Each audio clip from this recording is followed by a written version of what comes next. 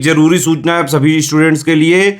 Study for civil services का Android app Google play store में आ चुका है, उसको प्लीज तुरंत इंस्टॉल कर लीजिए। और अगर आप स्टडी फॉर सिविल सर्विसेज के सिर्फ ऐप से कोई भी कोर्स, कोई भी पीडीएफ परचेस करते हैं तो उसमें अप्लाई कूपन, अगर आप ज्ञान सर जो है आप उसमें अप्लाई करते हैं, ये कूपन कोड है, तो उसमें 20% फीस तुरंत माफ हो जाएगी। मतलब 20% डिस्काउंट तुरंत उसमें लग जाएगा। ज्ञान सर लिखना है, नॉर्मली ज्ञान सर स्मॉल लेटर में है सब कुछ, कोई स्पेस नहीं, कोई कॉलम नहीं, सिर्फ ज्ञान सर, GYANSIR। इस तरह से अगर कूपन कोड लगाते हैं आप ऐप में बाई करने से पहले, जो अप्लाई कूपन वाले में आता है, तो 20% का डिस्काउंट तुरंत मिलेगा। वीडियो देखिए। नमस्कार साथियों, स्वागत है आप सभी का स्टडी फॉर सिविल सर्विसेज में। ये है हमारी इन्वायरमेंटल साइंस की क्लास, पर्यावरण की क्लास। और पर्यावरण की क्लास में आज का जो हमारा टॉपिक होने वाला है वो है जलवायु परिवर्तन। इससे पहले की क्लास में हमने चर्चा किया था कि किस तरीके से ग्रीन हाउस प्रभाव धरती को प्रभावित कर रहा है, कैसे धरती का तापमान बढ़ रहा है, उसकी हमने चर्चा करी। और ग्रीन हाउस प्रभाव एक महत्वपूर्ण कारक है जलवायु परिवर्तन का। तो आज हम बात करेंगे जलवायु परिवर्तन की, क्लाइमेट चेंज की।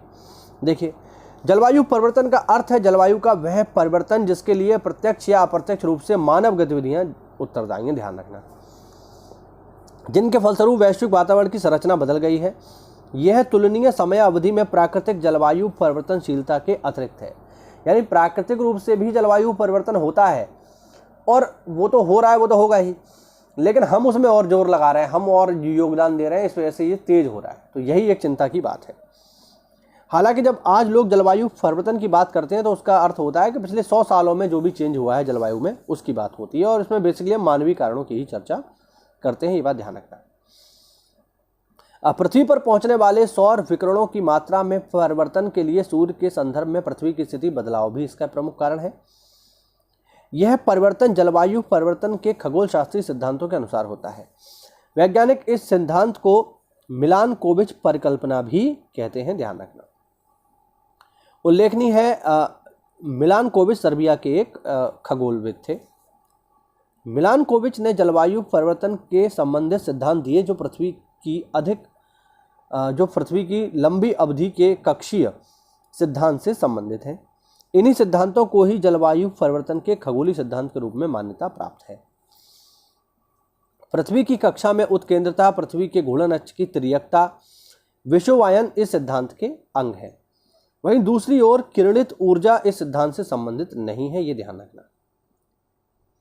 तो इस रूप में ये पूछा जा सकता है कि कौन सा मिलानकोविच के सिद्धांत से जुड़ा हुआ तथ्य नहीं है, तो ध्यान रखना किरणित ऊर्जा, जो प्रकाश धरती पर आ रहा है उसकी बात हो रही है बेसिकली।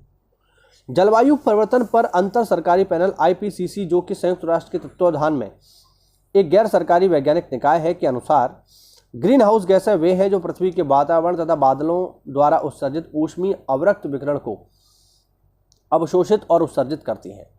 इनमें इंपॉर्टेंट कौन कौन सी है? कार्बन डाइऑक्साइड है, जलवाष्प है, नाइट्रस ऑक्साइड है, मीथेन है और ओजोन है, जो सामान्यतः पृथ्वी के वायुमंडल में उपस्थित रहती है।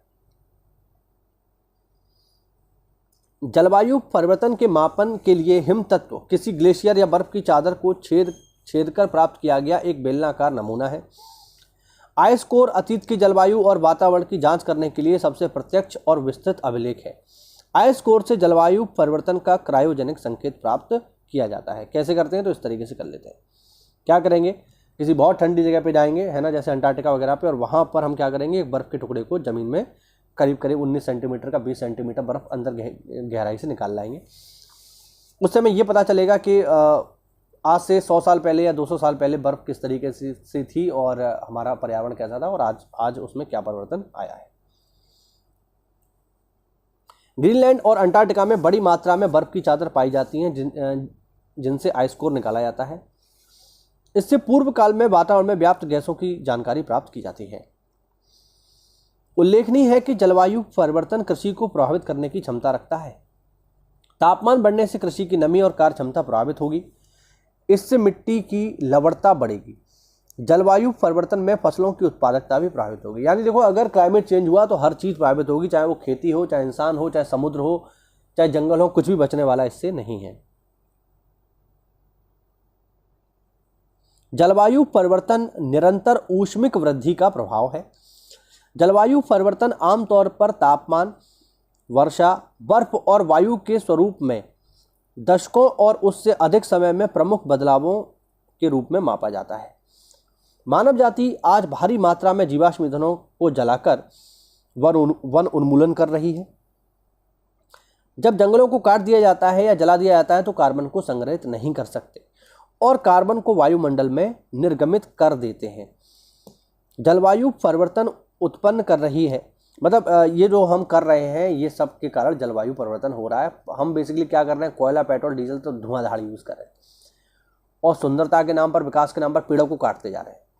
तो जितना हम कार्बन एमिशन कर रहे हैं कम से कम उतना अगर हमारे पास पेड़ है तो मामला बराबरी पे तो रहेगा। बट हम क्या कर रहे हैं, हम कार्बन एमिशन ज़्यादा कर रहे हैं जबकि उनको सोखने वाली जो प्रक्रिया है, जो पेड़ पौधे उनको काट रहे हैं। इस वजह से कार्बन डाइऑक्साइड की मात्रा बढ़ रही है और जलवायु परिवर्तन हो रहा है। मानव जनसंख्या वृद्धि ने जलवायु परिवर्तन को सीधे प्रभावित नहीं किया है। ठीक है, आगे देखिए। जलवायु परिवर्तन से संसाधनों पर दबाव बढ़ रहा है। वन, चारागाह, कृषि भूमि, नदीय जल, भूजल आदि संसाधनों को लेकर तनाव अथवा आपदा की स्थिति, प्रवसन को लेकर संघर्ष आदि संसाधनों को लेकर तनाव तथा आपदा की प्रवसन स्थिति को लेकर संघर्ष आदि के अनेक प्रमाण उपलब्ध हैं जो जलवायु परिवर्तन को सामाजिक तनाव में वृद्धि करने वाला एक प्रमुख कारक सिद्ध करते हैं।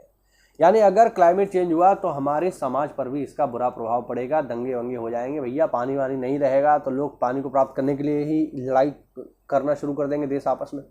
जैसे अभी हम देखें तो ईरान और अफगानिस्तान के बीच हो सकता है पानी को लेकर के एक युद्ध छिड़ जाए, क्योंकि जो एक ही रिवर जाती है ईरान में उसको अफगानिस्तान ने पानी रोक रखा है डैम बना करके, तो हो सकता है उसके पीछे युद्ध हो। तो ये स्थिति आने वाले समय में आएगी।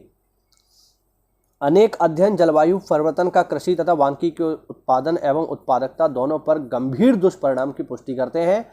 भविष्य में और भी जटिल स्थितियां उत्पन्न होने की संभावना को नकारा नहीं जा सकता। बिल्कुल सही बात है। मौसम की चरम दिशाओं की बारंबारता से कृषि क्षेत्र सर्वाधिक प्रभावित होता है। ऐसे में खाद्य सुरक्षा का भी सवाल खड़ा हो जाता है। यानी जब खेती के लिए प्रॉपर जो हमें कंडीशन चाहिए वो होंगी नहीं तो खाना ही नहीं होगा, फिर खाना नहीं होगा तो फिर लोग भूखे रहेंगे और फिर आपस में एक दूसरे की मारकाट मचाएंगे। तो ये गंभीर समस्या है। ठीक है, तो ये हुआ साथियों आज का छोटा सा टॉपिक जो हमने कवर किया, जिसका नाम है जलवायु परिवर्तन। अब इसके लिए हम क्या क्या कर रहे हैं वो हम अगली क्लास में देखेंगे। उम्मीद करता हूँ आपको ये टॉपिक अच्छा लगा होगा, कुछ नई चीज़ें जानने को मिली होंगी। तो ऐसा है यार, तो वीडियो को यार जो है थोड़ा सा लाइक करो और चैनल को सब्सक्राइब करो। सब्सक्राइबर इतने कम है, इसके थोड़ा सा अट्रैक्शन दिखाओ भाई। और मिलते हैं हम लोग अगली क्लास में। और अगर हमारे किसी भी पेड ग्रुप प्रोग्राम से जुड़ना चाहते हैं तो दिए गए नंबर्स पे कॉल कर लीजिए। मिलते हैं अगली क्लास में, तब तक के लिए जय हिंद, जय भारत, वंदे मातरम।